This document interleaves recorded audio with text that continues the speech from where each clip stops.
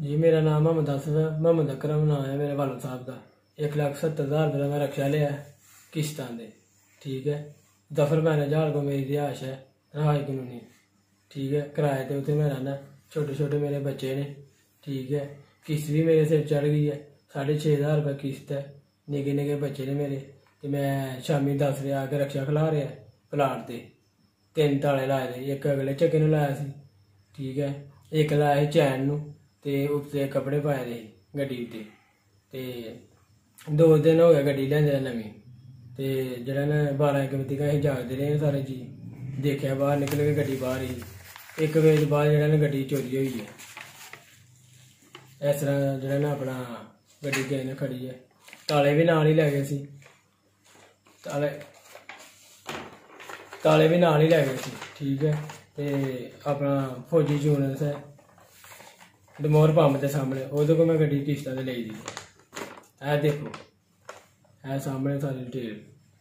फौजी यूनस को गड्डी लेई दी 1,70,000 रुपये की किश्तां ते ओह् कहंदा जी मेरे लिए चोरी होई है, खूह च सुट्ट दे, मैनूं किस्त चाहिदी है। ते छोटे छोटे बच्चे ने हूँ, ते ऐ हूँ किस्त भी मंगदा पिया, किस्त भी मेरे सिर चढ़ गई है। ते ऐ अपना देखो हूँ की करना चाहिए। ते पुलिस वाले ने 1-5 कॉल की सुबह, तो उन्होंने भी मेरी सुनी गल। ठीक है, उन्होंने 2-3 मेरी कॉल की, उन्होंने मेरी गल नहीं सुनी।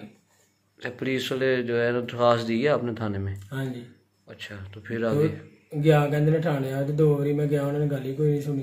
कहने बाद हूँ ना ठहर गया, तो मैं फिर उतों आ गया।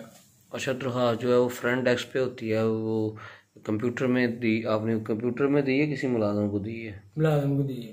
तो फ्रंट डेस्क पे क्यों नहीं दी? वो बंदा कोई नहीं होते।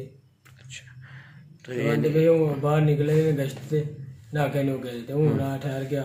हूँ फिर मैं शामी गया, फिर आया तो मैं। अच्छा, तो यानी कि आपकी कंप्यूटराइज दरखास्त नहीं अभी तक कोई? नहीं अभी नहीं। ठीक हो गया।